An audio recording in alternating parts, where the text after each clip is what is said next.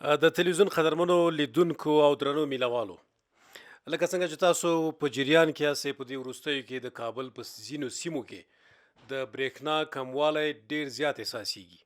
دا چې وجه یې څه ده، برېښنا ولې نشته، ولې دومره ډیره دوامداره پارچاوي راځي.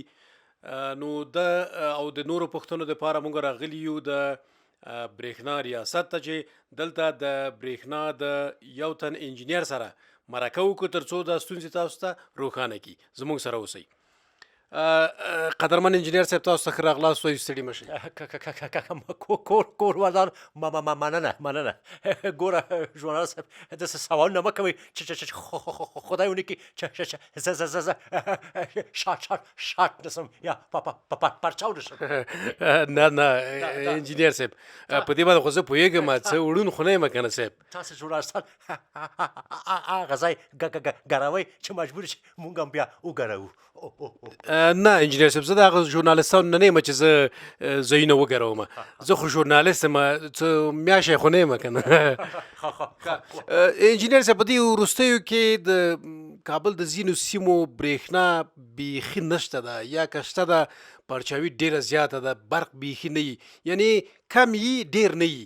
وجه یې څه ده؟ نه اشتباه فکر کوئ. ماشاءالله کوم چېرته به دغه لاین ماین به شکېدلی وي. مونږ شکر دومره برق لرو چې اوس دغه خوا او شا ګاونډیانو ته هم ورته ورکوو. وایم په خالي لاس باندې د میدان ګټلی ده. داسې رښتیا وایي انجینر صاحب چې بیخي وایم زه درته حیران شوم. یعنې دومره برېښنا شته ده چې نورو مملکتو ته یې هم ورکوئ؟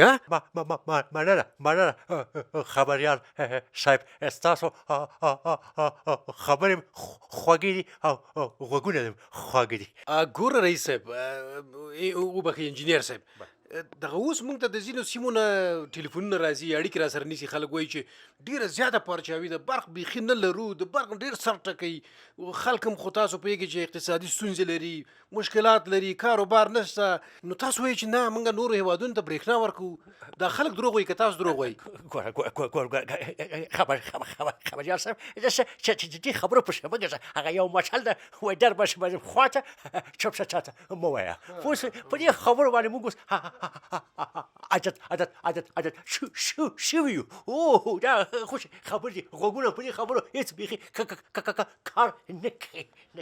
ګوره انجینر صاحب، نو خیر دا آخر څنګه کیږي؟ تاسو دا شکایتونه نه اورئ؟ تاسو وایئ چې موږ په دې شکایتو باندې غوږ هم نه ګرو، په قصه کې هم نه کېږو، عادت شوي.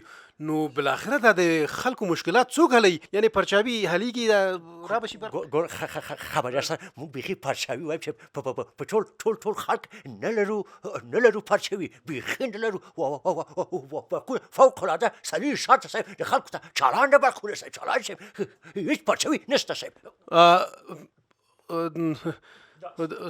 برق لکه چې لاړه انجینر صاحب پارچا شو. صبر وکړه، لکه چې کوم لاین ماین به شاټ شوی وي. خو تاسو ټلیفون کو همدا اوس تاسو ویل چې ګورئ دا د درنو لیدونکو نو ودرېږئ څه وایي؟ وایه کوي خدای دې خوار کړه، خدای دې تباه کړه. اساس وخت کې دی برق قطع. ولې دا ولې؟ نه زه خبریال راغلی تلویزیون مرکه لرم. چالان کا چې ودې شرمولم. تباه شي. هغه بخښنه غواړم، ما مامور ته ویلي چې نن مرکه لرم. هغه قصدا دا کار وکړو، ما سره ټوکې لري، ډېر ټوکي ده. بخښنه غوښته. پوه شوم انجینر صاحب، له بسه چې تاسو په همدې مسایلو کې دروغجن شوي یاستئ که نه، چې پرچاوي نشته ده، برق دوامداره ده 24 ساعته، او موږ نورو هېوادونو ته برېښنا ورکوو که نه. هغه ستاسو د مامورینو هم تاسو نه حیا نه کېږي، تاسو باندې ټوکې جوړوي. ښه، په هر صورت تاسو مخکې ویل چې خلکو ته موږ ډاډ ورکوو. څنګه ډاډ ورته ورکوئ انجینر صاحب؟ موږ د هېواد ګوټ ته د بندونو جوړولو خلپلو وهو، ورته بندونه دغه کو.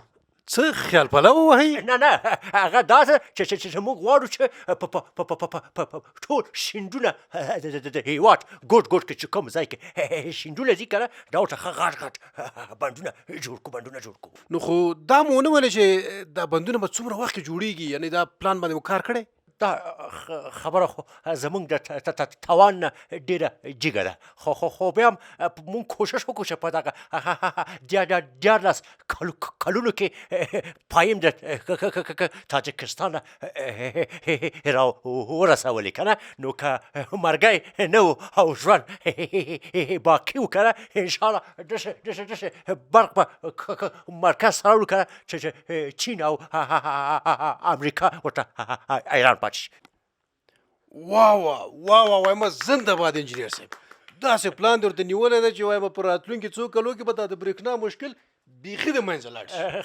خبریار صاحب قربان صاحب زه چې تاسو صاحب که نه انشاءالله مونږ په راتلونکي 100 کلونو کې به دومره برق ولرو که نه چې زموږ ټول هدیرې انشاءالله روښانه سي په دې چې هم ډېر زیات امکانات لرو او په ځان کې زموږ کې ما خو د مسلکي انجینران وایم ډېره زیاته مننه انجینیر صاحب خو داسې ده که نه چې ته خو هغه بااستعداده هغه لایقه هغه رښتینی میلمه وې چې وایم زه دې نن سرلوړی کړم او خبره دا ده چې بیا میلمه د چای د نیشخند د خپرونې میلمه یې که نه نو لیدونکو تاسو به هم د انجینیر صاحب په ویاړ باندې ښې چکچکې ورته وکئ داسې چکچکې چې لاسونه مو په درد شي څنګه انجینیر صاحب خبریار صاحب کومه ده هېڅ وکم چک نه کوي دا څه وایي ته وراسې چک ونه کوي که نه ټول برق تاسو باندې پرچوم